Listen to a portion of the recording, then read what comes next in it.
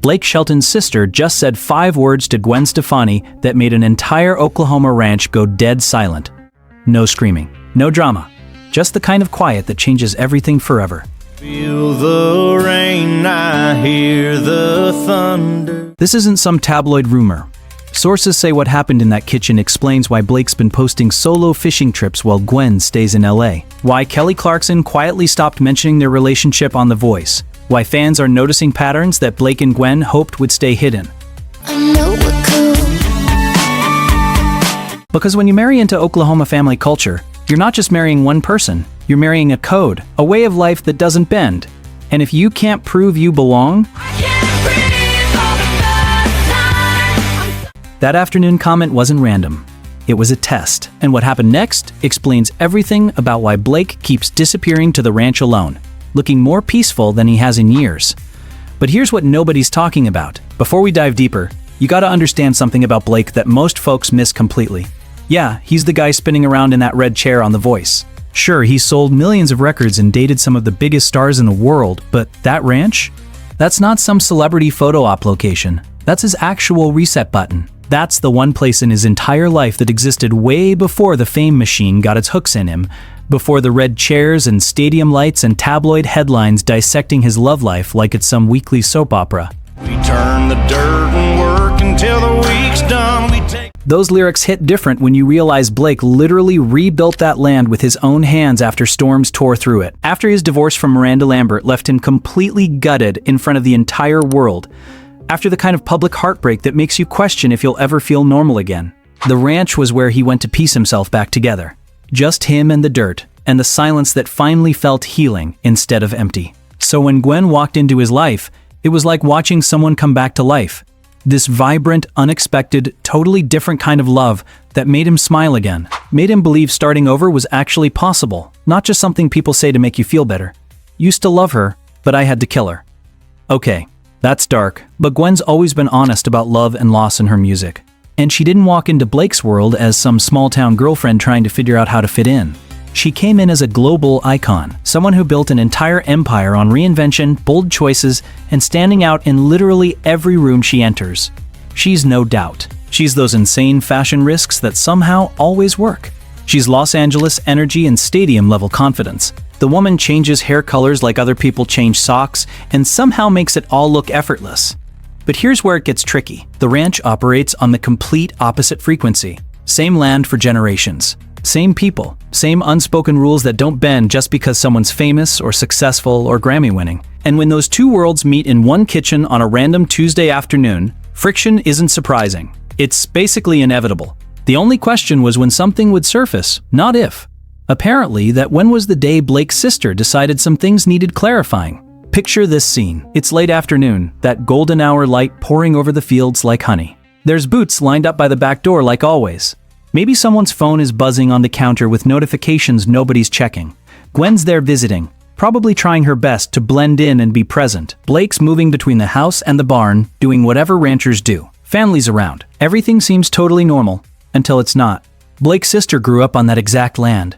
She knew him when the ranch was just this wild dream he'd talk about between gigs, back when he was nobody special to anyone except his family. She was there during those brutal Miranda years when their marriage fell apart so publicly that Blake couldn't turn on the radio without hearing people pick apart his personal life. She watched him rebuild himself in the same place where he rebuilds fences every spring. That kind of shared history creates a different type of authority. The quiet kind that doesn't need to announce itself or wave credentials around. So when she speaks, even casually, it doesn't land like someone's opinion. It feels like tradition itself talking, and you can't really argue with tradition, especially when you just married into it 6 months ago. That Gwen lyric feels heavy now, doesn't it? Sometimes the actual words don't matter at all. It's all about tone. Now think about Gwen's position here for a second. She's not trying to be difficult or change Blake into someone he's not. She's not plotting to turn the ranch into some Hollywood movie set, but her entire career was built on evolution, on stepping into new sounds, new looks, new versions of herself that nobody saw coming. That's literally her superpower. Reinvention. Oklahoma doesn't want reinvention though. It wants consistency. Same values, same rhythm, same codes that have kept families together for decades. So when those energies meet over coffee on a Tuesday, someone's gonna feel the friction. And apparently, that someone was Gwen. There wasn't any yelling or door slamming, just this statement that clarified expectations. And once words like that get said out loud, they don't just disappear. They hang there in the air between people. You can't unhear them. You can't pretend that boundary wasn't just drawn with permanent marker. Imagine being reminded, gently but crystal clearly, that no matter how many Grammys you've won or magazine covers you've been on, this place runs by different rules.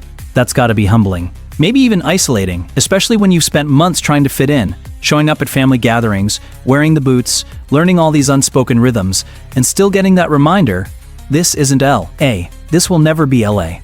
That's when fans started connecting dots that Blake and Gwen probably hoped would stay disconnected forever.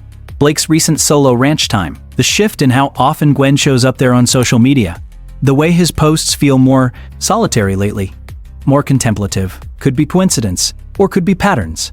And patterns always matter, especially when they follow moments that insiders describe as defining. Here's what people who didn't grow up in tight rural families don't understand. The older siblings often carry this protective instinct that's almost like being a guardian. They watch newcomers. They assess whether someone fits. They test people, not because they're mean, but because they're loyal. Loyalty is literally currency in places like that. It's worth more than fame, more than money, more than any magazine headline or red carpet moment. So if Blake's sister felt something needed to be said, it wasn't to put Gwen in her place or show dominance. It was to preserve what that ranch represents, to protect what 3 generations of Shelton'S have built there. And preservation, when it feels even slightly threatened, doesn't compromise. It reinforces. You've got Gwen, who's basically a symbol of change and evolution. Then you've got the ranch, which symbolizes permanence and roots. When permanence feels threatened even a little bit, it doesn't bend. It digs in deeper. Maybe the comment wasn't even about Gwen personally. Maybe it was about pace, about visibility, about what happens when private family land starts merging with public image. Because once cameras start showing up regularly, privacy changes. And privacy on that ranch isn't just nice to have, it's sacred. You don't open those gates for just anyone. You don't turn generational property into content without consequences, even symbolic ones. Kelly Clarkson knows something about family tension and finding yourself caught between different worlds. She and Blake spent years together on The Voice, and she watched him navigate this exact struggle up close. Trying to honor where you came from while living in a world that demands constant visibility and performance. It's exhausting, honestly. Sometimes the only relief is going back to the place that knew you before any of it mattered. Before the lights and the pressure and the constant need to be on. So what happens in families like this when tension surfaces? Not explosions, recalibration. Blake spends time alone at the ranch. Gwen focuses on her projects elsewhere. Both keep up the public supportive gestures, the sweet Instagram comments, the coordinated appearances when it matters. But underneath all that support is this new awareness that lines exist. And once you know exactly where those lines are, you move differently around them. Here's something subtle that people keep overlooking. Blake thrives in simplicity. Fishing at dawn. Dirt roads that go nowhere special. Quiet mornings where the biggest decision is which field needs attention. That's when he's most himself. Gwen thrives in energy and motion, creativity and big ideas and bold execution. She's most alive when she's creating something new or pushing boundaries or collaborating with unexpected people. Neither approach is wrong, but sustaining both in one relationship requires this constant, careful balance. And when that balance tips, even slightly, someone feels the weight shift. Maybe that comment was less about enforcing family rules and more about reminding Blake who he's always been at his core. A gentle nudge, back to center, a grounding moment. Because families worry that fame can slowly shift someone's identity, even when that person fights like hell to stay the same. And if Blake's sister sensed some of that tension building, she probably acted on pure instinct. Protect first, figure out the details later. That doesn't make her the villain here. It makes her human. It makes her family. But it definitely puts Gwen in this position where acceptance feels conditional. Something you earn over time through consistency, through showing up quietly when it's not convenient, through proving that LA energy won't gradually swallow Oklahoma roots. That's not easy for anyone, but especially someone whose entire brand was built on boldness and breaking rules. That Gwen lyric about navigating complicated relationships hits different when you think about what she's dealing with now. She's good at managing tricky dynamics, honestly. She co-parents with Gavin Rossdale without major drama. She's kept a career going for decades while switching between genres. She knows how to adapt, But adapting to ranch culture is completely different than adapting to a new music trend or fashion era. Ranch culture doesn't change. That's literally the whole point of it. It's the one place that refuses to evolve just because the world around it keeps spinning faster. And if you can't respect that unchanging nature, you can't truly belong there. It's that simple and that complicated. So maybe what happened that afternoon wasn't some dramatic family clash. Maybe it was more like a cultural checkpoint. A moment where two completely different worlds took each other's measure, honestly. No pretending, no politeness for politeness' sake.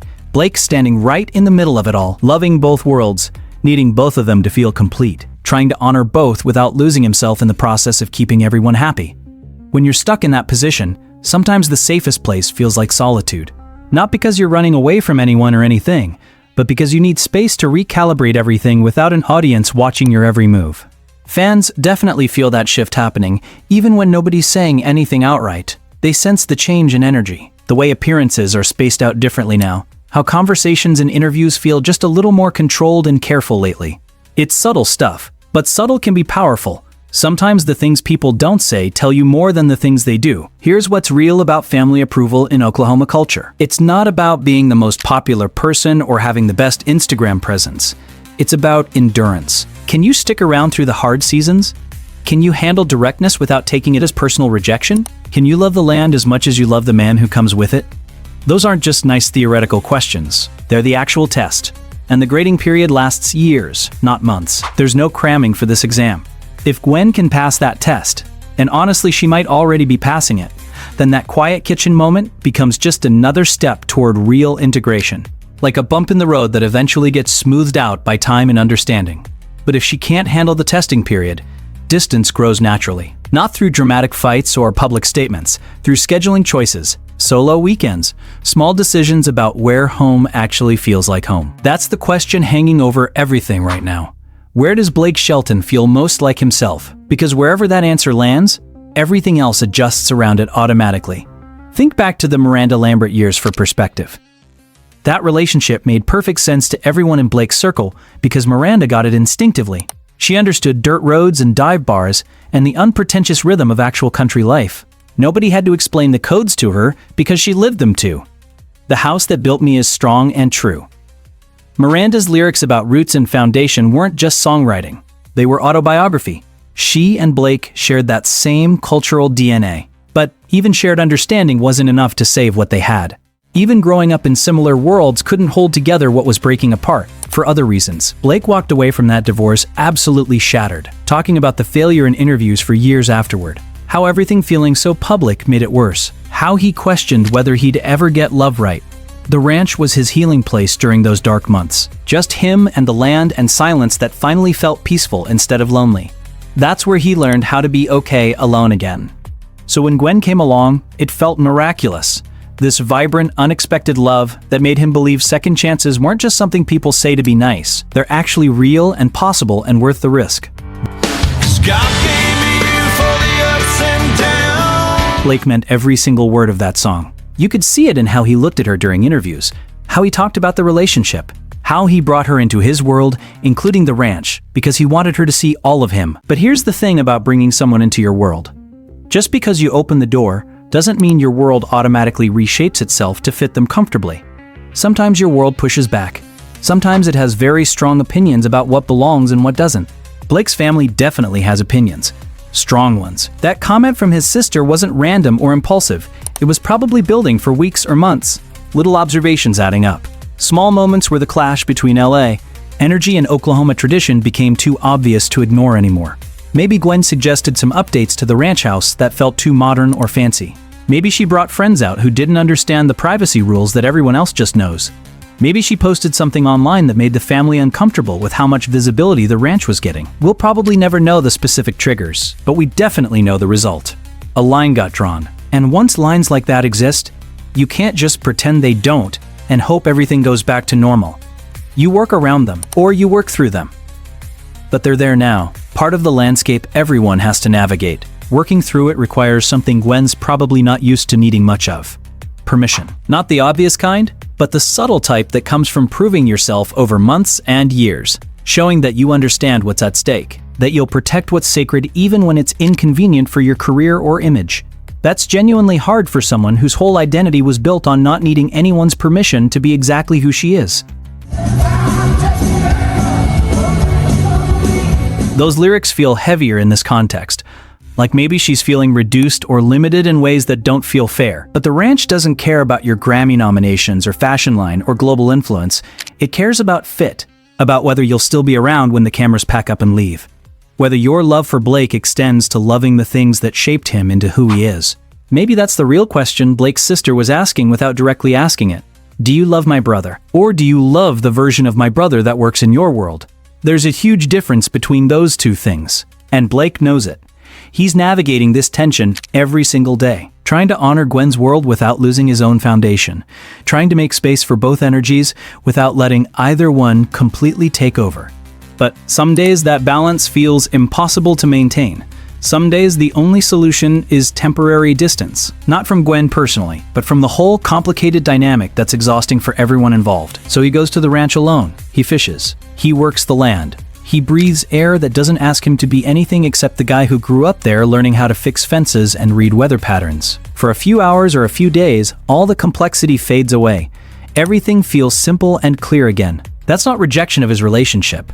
That's survival instinct kicking in. Kelly Clarkson said something about Blake once that really stuck with people. She said he's the most grounded person in the entire industry because he knows exactly who he is at his core. And that identity is tied directly to Oklahoma, to the ranch, to the family that raised him and the land that still holds him accountable to his original values. Kelly understands the tension between staying rooted and growing beyond your starting point. She and Blake have talked through this stuff during their voice years. You can't ask someone like Blake to choose between love and roots. It's not fair to him, and honestly, it's not necessary if everyone's willing to work a little harder at understanding each other. But you can ask everyone involved to try harder. Communicate more directly. Respect boundaries without letting those boundaries turn into walls that nobody can cross. Maybe that's exactly what's happening now. Maybe that kitchen moment was painful but necessary. A clearing of the air. A clarification of expectations so everyone knows where they stand and what's required to move forward successfully. Relationships don't fail because of one difficult conversation. They fail because of what happens after that conversation. Whether people shut down or open up. Whether they avoid the uncomfortable stuff or face it head on. Blake's been spending enough solo ranch time lately that people are definitely asking questions. But maybe he's not avoiding anything. Maybe he's processing. Thinking through how to honor everyone he loves without disappearing in the process. And Gwen's been quieter about the ranch on social media recently. More focused on her own projects and world. But that doesn't automatically mean she's giving up or pulling back permanently. It might just mean she's learning, adjusting her approach. Figuring out how to belong somewhere that doesn't hand out belonging certificates easily. That takes time. Real time, not Instagram story time. It takes patience, and the kind of love that's willing to be uncomfortable for a while to build something that actually lasts.